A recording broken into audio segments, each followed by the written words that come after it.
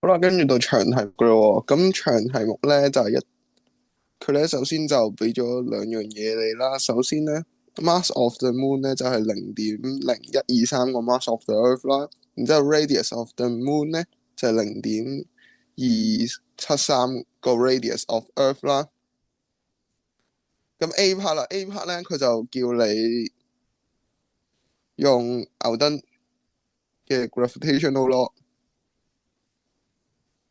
咁然之後咧就計呢個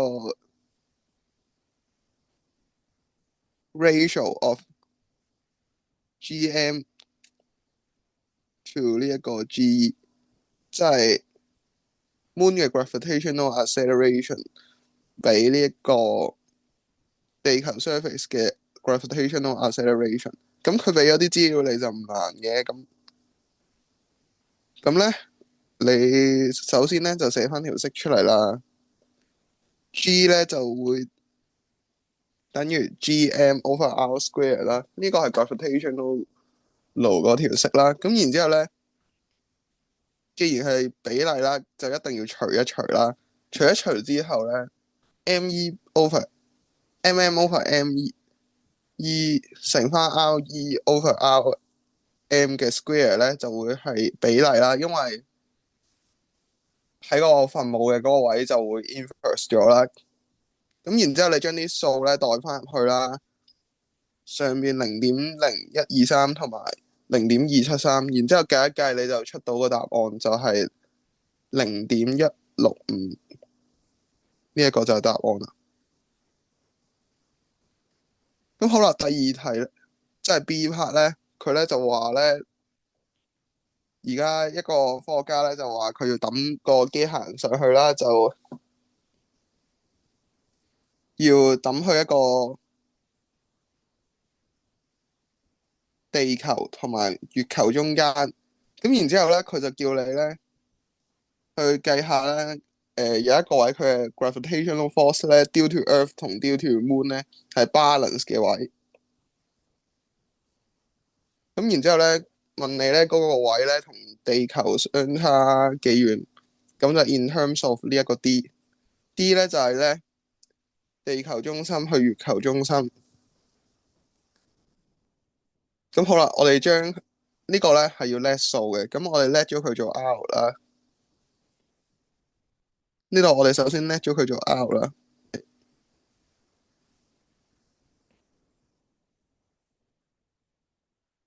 然之後咧，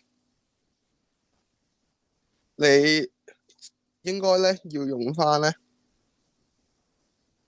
因為佢係 gravitational force 啦，佢呢度寫。咁所以咧，你其實最好用翻 F 去做嘅，就唔好用呢一個G 嘅呢一條式。咁所以我哋用翻 F 呢條式啦，但係咧我哋約走佢，其實同用 G 嗰條式係一樣嘅，但係咧咁樣寫出嚟咧會比較好啦。咁然之後咧又係調位嘅工作啦，咁呢度調位調到咁樣啦。咁然之後咧呢度下一步係做咗啲咩嚟咧？呢度 M Moon 啦，over M Earth 咧，其實咧係上邊呢一個，望下左邊呢度，左邊咧呢一個調咗過去。咁咧所以咧就零，佢呢度最終就會開放0.0123啦。然之後咧呢度咧做緊啲乜嘢咧？就係將個 R 咧乘過嚟啦。然之後就再去做移項啦，移翻個 R 做主項啦，咁就會出到呢一嚿嘢噶啦。咁呢一嚿嘢你最終會計到0.900嗰啲，咁即係話咧粒嘢咧就大概係擺呢度啦，900。好，然之後下一個咧，佢就叫你咧計下要，如果佢由呢、個地球嘅表面出發，去到呢一個位咧，要用幾多 line chain？ 佢要幾多 line chain velocity 先可以咧？咁咧佢俾一個好奇怪嘅數你咧，就係 gravitational potential energy 咧係6.12乘翻10^7，跟住 kg 負一。咁即係咩意思咧？即係每個 kg 咧，佢都要用6.12乘翻10^7個 kg 個 joule 嘅能量先有拱到上去。咁所以咧，其實你乘翻有幾重咧，咁嗰個就係能量啦。咁但係佢冇話俾你聽有幾重喎，唔緊要，我哋可以用翻 Ke loss 就等於 P gain 啦。咁然之後咧，1/2 mv square 就會等於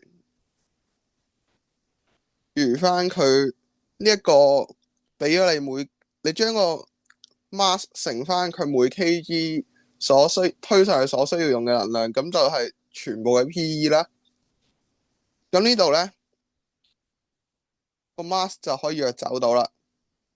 咁約走完之後就得翻個 v 就係你要計嘅嘢。咁但係個答案咧就係11100個 ms-1啦。咁天文尺度你可以轉翻 kms-1啦。好啦，然之後咧就到 C part 啦。C part 都係一個比較特別啲嘅嘢嚟嘅。咁咧佢就話咧，我哋個 universe 啦就係 estimate to be 14個 billion 啦 years old 啦。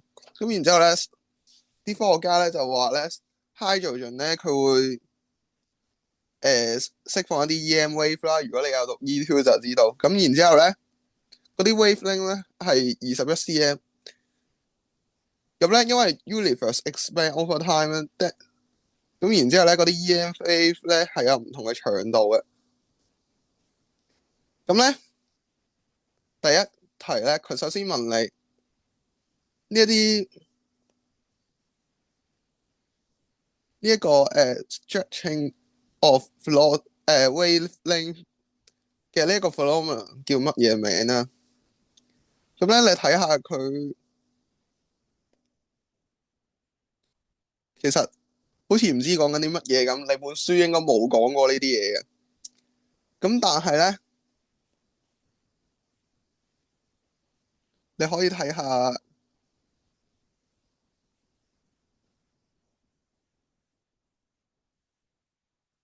呢度。咁咧，你喺個宇宙啱啱初開嘅時候，嗰啲 EM wave 得21個 cm。然之後咧，如果你而家睇翻宇宙啱啱誕生，或者宇宙啱啱誕生10個 million years 嘅時候嘅嗰啲 wavelength 咧，應該咧就係20啦，20米喎。如果你而家睇翻，咁所以咧啲 wavelength 係長咗嘅。咁咧 wavelength 長咗咧，咁嗰一個現象叫咩咧？佢咧其實咧就叫做同你 Doppler effect 講嗰個一樣啦，就叫 wave shift 啦。咁所以咧呢題嘅答案咧，呢一個 phenomenon 咧就係 redshift 啦。呢一度。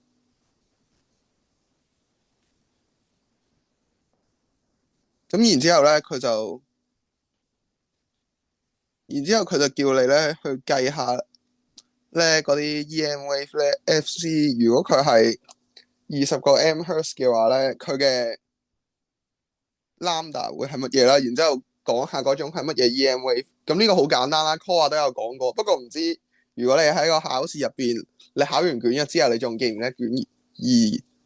你可唔可以將卷一嗰啲嘢帶翻嚟卷二啦？咁咧就 V 等於 F lambda 啦。咁呢個 EM wave 全部行嘅速度都係3乘10^8啦。呢度係 C 嚟嘅。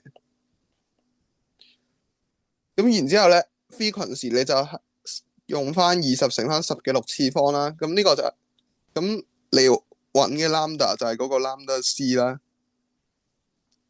咁然之後 lambda C 咧就你應該會計到15米嘅。咁15米咧就係 radio wave 啦。咁希望你如果考到卷二嘅時候仲記得啦。咁然之後咧，C 二咧C 三咧就好簡單啦。C 三你睇翻幅圖，咁15米係喺幅圖嘅邊個位？咁好明顯就呢個一啦。咁咧你打翻 period 一，咁就 OK 啦。咁呢度咧就誒唔可以寫 Doppler，呢度講一下啦。呢度唔可以寫 Doppler effect 嘅。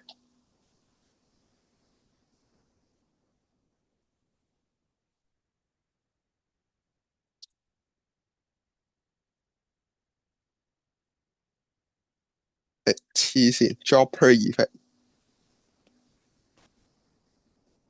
effect，Doppler effect。咁點解咧？因為咧，首先係首先咧，佢呢度係講緊佢想主要講嘅係 redshift 啦。第二樣咧，其實咧，佢呢一個講咗啦，呢一個 lambda 拉長咗咧，係因為宇宙 universe 嘅 expansion 啦。咁咧，universe 嘅 expansion 咧會造成 redshift 啦。咁咧，其實佢同呢個 Doppler effect 咧係冇關嘅。咁咧，你知道你見到 redshift 嘅時候就係 lambda 拉長咗啦。咁其實咧，佢個原因就係咧個宇宙咧原本咧就係咁細啦，然之後咧佢會 expand 咧，佢每一點都會 expand 嘅，咁然之後咧佢就會成個宇宙拉大咗，連同佢中間嘅嘢，咁佢拉大咗啦。